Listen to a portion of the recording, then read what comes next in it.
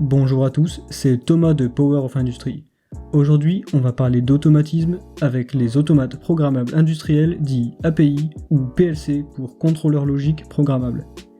Je vais vous expliquer à quoi ils servent, comment est-ce qu'ils fonctionnent et ce que l'on retrouve sur le marché. Donc restez bien jusqu'au bout de la vidéo pour bien comprendre, et si notre contenu vous plaît, n'oubliez pas de mettre un pouce bleu et de vous abonner pour ne pas rater les prochaines vidéos. Grossièrement, un automate, c'est un ordinateur programmable qui permet de gérer automatiquement les systèmes de commande des installations électriques industrielles. Donc concrètement, on retrouve les API un peu partout, que ce soit pour des applications simples comme déplacer un chariot d'un point A à un point B, pour les lignes d'emballage ou pour des machines de production beaucoup plus complexes. L'objectif étant vraiment de gagner en précision, accroître la production, limiter les coûts de main-d'œuvre et adapter le travail à des contextes particuliers tels que les environnements hostiles pour l'homme. Le principe de fonctionnement est assez simple. Les automates sont constitués d'entrées et de sorties. Sur nos entrées, on va venir câbler tous les éléments physiques qui vont nous permettre de connaître l'état de la machine avec deux types d'entrées. Les entrées dites numériques, ou tout ou rien, TOR, qui sont soit égales à 0, soit à 1. Ça concerne par exemple les boutons, les capteurs de présence, ou des retours d'informations sur l'état d'une protection thermique par exemple. Mais parfois, on a besoin d'informations plus précises. À ce moment-là, on va utiliser les entrées analogiques qui permettent de mesurer une plage de tension entre 0 et 10 volts, ou d'intensité de 0 à 20 mA, voire 4-20 mA. Par exemple, vous voulez connaître le taux de remplissage d'une cuve via un capteur de pression. Si la cuve est vide, la pression est nulle. Donc la sonde va envoyer une tension d'entrée de 4 mA, le minimum. En revanche, si la cuve est pleine et que vous atteignez la pression maximum du capteur, alors elle va renvoyer à l'entrée 20 mA. Bien sûr, toutes les valeurs entre deux sont prises en compte. Donc, si on est à 64% du remplissage, on va avoir 14,24 mA. En ce qui concerne les sorties, c'est la même chose. On retrouve des sorties numériques et analogiques. Mais cette fois-ci, elles permettent de contrôler les éléments physiques. Les sorties tout ou rien permettent d'actionner des électrovannes ou des points lumineux par exemple. Et l'analogique, lui, peut permettre de donner des consignes comme pour faire tourner plus ou moins vite un moteur électrique via son variateur. Globalement, voilà comment fonctionne un automate d'un point de vue interne. D'abord, pour fonctionner, il a besoin d'énergie. On va donc venir alimenter la CPU, les entrées et les sorties. La tension d'alimentation diffère en fonction du modèle, mais on trouve généralement du 230 volts alternatif ou du 24 continu. Les informations provenant des capteurs entrent dans l'automate, sont stockées dans la mémoire interne, puis traitées par la CPU. Ensuite, en fonction du programme, on va commander les actionneurs via ces sorties. La mémoire joue un rôle de stockage des informations, des entrées et des sorties, mais aussi des variables fictives, internes au programme, qui ne correspondent à aucun élément physique. Enfin, il est possible de visualiser toutes ces données via une interface homme-machine IHM, grâce à l'interface de communication qui communique avec la mémoire de l'automate.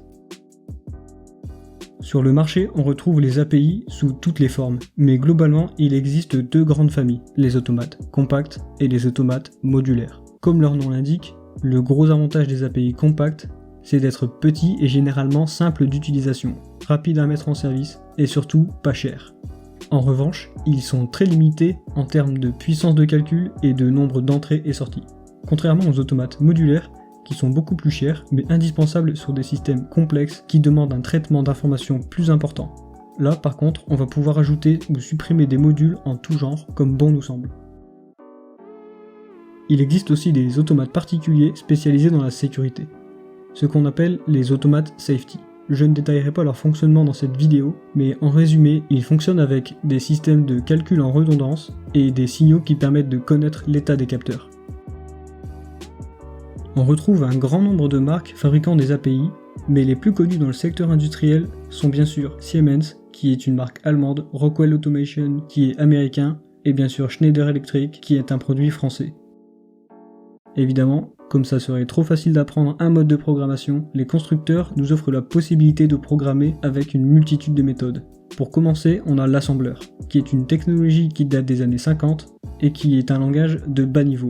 Un langage machine assez compliqué comparé à ce qui se fait de nos jours. Pour faire simple, les lignes de code sont constituées de deux choses, un mouvement et une instruction qui est assignée à celui-ci. On retrouve aussi le graph set, qui signifie graphe fonctionnel de commande des étapes et transitions. Il est assez connu et il a pour avantage de nous faire comprendre le fonctionnement d'un système facilement rien qu'en le visualisant. On a le ladder qui est beaucoup utilisé et qui je trouve est vraiment pratique. Visuellement il n'est pas forcément simple à lire, mais sur les logiciels modernes il permet de s'organiser comme bon nous semble et c'est un avantage non négligeable. Les blocs logiques sont aussi très bien qu'il est préférable de les utiliser sur des petites installations car les programmes peuvent très vite être désorganisés. Et pour finir, on retrouve le langage textuel qui permet des fonctions avancées mais complexes d'utilisation. Les automates ne fonctionnent généralement pas seuls, ils sont en réseau et communiquent avec un tas d'autres objets. Des IHM, des variateurs de vitesse, d'autres automates ou encore des modules spécifiques à certaines applications. Les réseaux se font sous plusieurs formes qui comportent chacun leurs avantages et leurs inconvénients. On a le réseau en anneau qui nécessite peu de câbles et un protocole de communication simple qui évite ce qu'on appelle en informatique les collisions.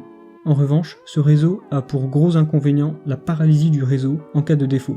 C'est d'ailleurs principalement pour cette raison que le réseau en anneau n'est pas la meilleure solution à adopter en industrie, tout comme le réseau en arbre, qui est très bien pour les grands réseaux et qui permet facilement des agrandissements.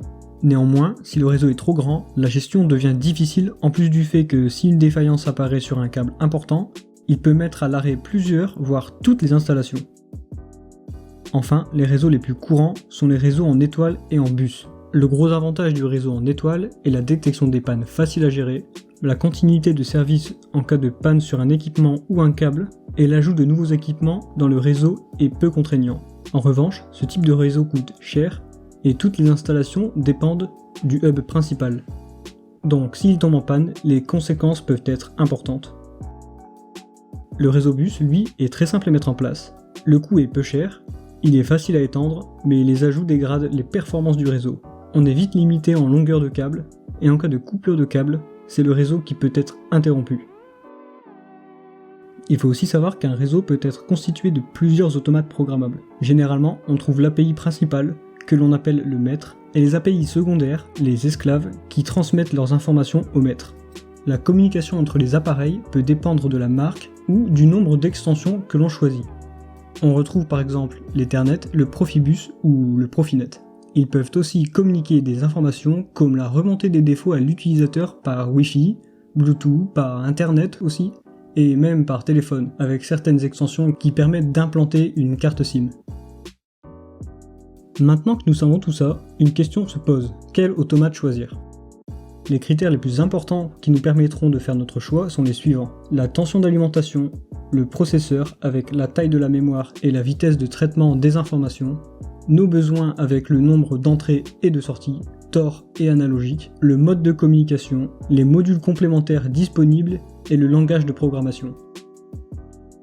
Voilà, la vidéo touche à sa fin. Si vous avez des questions, je vous invite à les poser dans les commentaires, et si la vidéo vous a plu, n'hésitez pas à mettre un pouce bleu vers le haut et à vous abonner pour plus de vidéos.